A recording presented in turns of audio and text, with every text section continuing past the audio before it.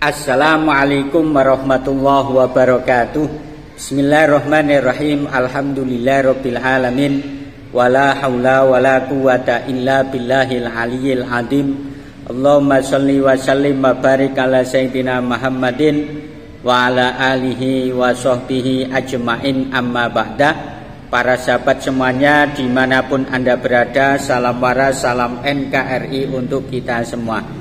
Pada kesempatan kali ini mungkin agak spesial karena saya akan memberitahukan salah satu isi kitab karangan dari Habib Utsman bin Yahya. Ya, padahal saya selama ini tidak memiliki satupun karangan dari Habib Utsman bin Yahya, ya, karena memang saya tidak tertarik, ya. Akan tetapi karena hanya untuk memastikan saja apakah memang benar Habib Utsman bin Yahya ini melarang, mengharamkan revolusi petani Cilegon, ya, atau melarang jihad untuk melawan kolonial Belanda, maka saya beli kitab Manhajul Istiqomah Fid Dini Bisalamah.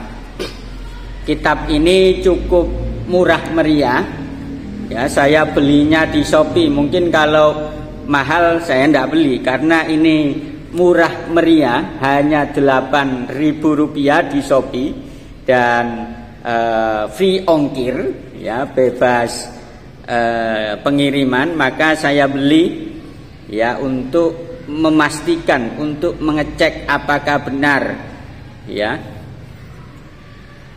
Habib Utsman bin Yahya ini melarang jihad masyarakat Cilegon. Ya, para sahabat semuanya dimanapun Anda berada, kitab Manhajul Istiqomah Fid Dini Bisalamah yang saya bawa ini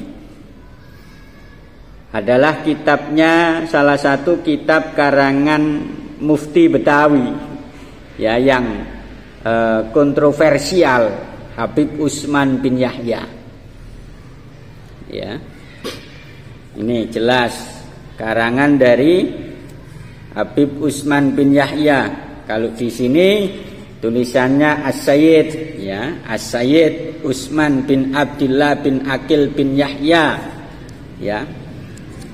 Karangan cetakan Syirkatu Maktabatil Madaniyah, Jakarta, Indonesia. Ini saya belinya di Shopee. Jadi teman-teman kalau ingin tahu apakah benar apa tidak, beli di Shopee, murah meriah kok, 8.000. Dibuat beli rokok enggak bisa, karena cuma 8.000, ya. Oke, para sahabat semuanya dimanapun Anda berada, di dalam kitab Manhajul Istiqomah Fid Dini Bisalamah ini ada 8 pasal yang membahas tentang pelarangan Habib Utsman bin Yahya terhadap jihadnya masyarakat Cilegon.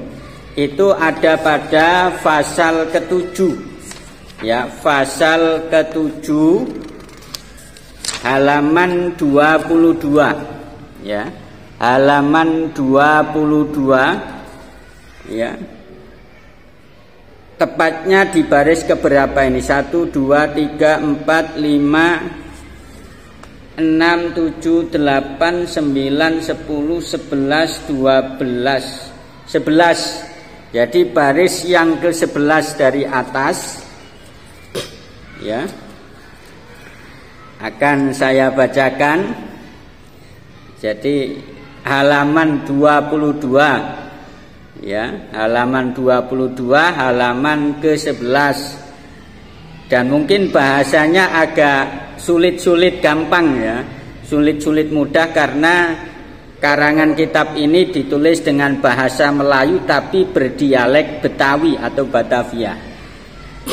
Langsung saya bacakan biar saya tidak dianggap mengada-ngada, ya.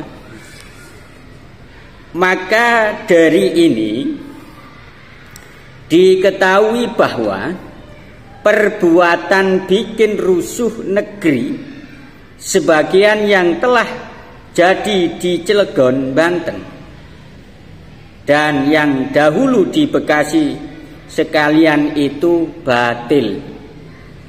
Jadi Habib Utsman bin Yahya menganggap bahwa perlawanan masyarakat Cilegon yang terkenal dengan revolusi petani pada tahun 1888, kemudian yang terjadi di Bekasi, ini dianggap oleh Habib Utsman bin Yahya bikin rusuh.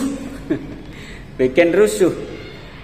Ya, padahal kita garis bawahi bahwa Indonesia ini adalah milik masyarakat pada waktu itu, cuman dirampas oleh kolonial Belanda.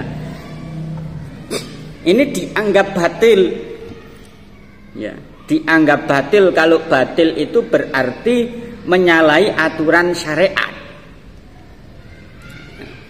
Kemudian bukannya jihad sebab tiada syarat-syaratnya. Ya. Jadi tidak dianggap jihad oleh Habib Utsman bin Yahya. Malahan perbuatan begitu rupa melanggar agama dengan menjatuhkan beberapa banyak darurat pada orang-orang sebagai yang telah jadi dahulu di negeri Jeddah, Makkah, dihukum oleh Raja Islam dengan segala hukuman atas orang-orang yang bikin rusuh negeri. Jadi apa yang fatwakan oleh Habib Utsman bin Yahya dengan menganggap perlawanan masyarakat Cilegon dan Bekasi itu batil karena disamakan, bahasa saya disamakan dengan peristiwa yang terjadi di Jeddah, Mekah. Ya. Itu pula diketahui bahwa itu perbuatan begitu rupa melanggar syarak dan juga membusukkan nama agama jika dikata bahwa agama yang perintah bikin begitu. Ya. Jadi dari sini jelas, ya, ada poin-poin yang sudah jelas. Yang pertama, memang benar bahwa Habib Utsman bin Yahya di dalam kitabnya Manhajul Istiqomah Fid Dini Bisalama melarang perlawanan masyarakat Cilegon dan Bekasi ini jihad melawan kolonial Belanda. Kemudian apa yang telah dilakukan oleh masyarakat Cilegon atau yang terkenal dengan revolusi petani dan masyarakat Bekasi ini dianggap bikin rusuh, kemudian dianggap sesuatu yang menyalahi syariat. Ya,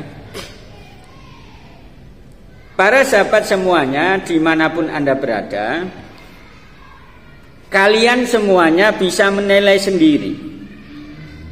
Ya, bisa menilai sendiri keputusan dari Habib Utsman bin Yahya ini. Ya, Indonesia milik masyarakat Indonesia secara keseluruhan, termasuk masyarakat Cilegon, termasuk masyarakat Bekasi. Sehingga ketika ada orang yang merebut negerinya, maka sudah menjadi kewajiban masyarakatnya untuk mempertahankan atau merebutnya kembali, kan begitu. Tapi Habib Utsman bin Yahya ini melarangnya. Ya, ayo pakai pikiran yang waras, hati yang waras. Ya. hati yang waras. Ya, ini. Nah.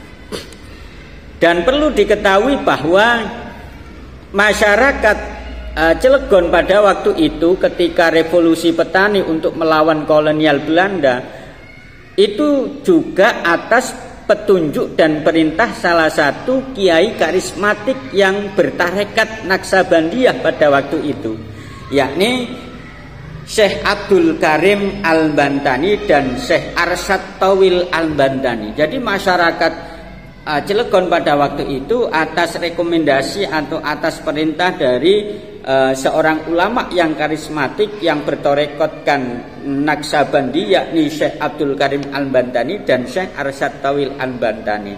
Akan tetapi ya, revolusi petani Cilegon ini dianggap oleh Habib Utsman bin Yahya ini batil ya, dan menyalahi syariat. Para sahabat semuanya dimanapun Anda berada, akhirnya kesimpulannya berarti benar bahwa Habib Utsman bin Yahya ini melarang jihadnya masyarakat Cilegon dan Bekasi.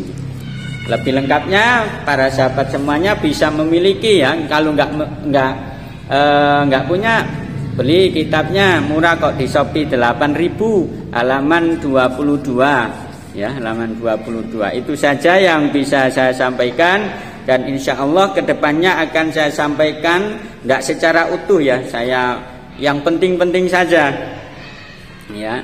Salah satunya mungkin nanti kedepannya akan saya bahas tentang Habib Utsman bin Yahya ini menganggap gurur orang yang bertoreko.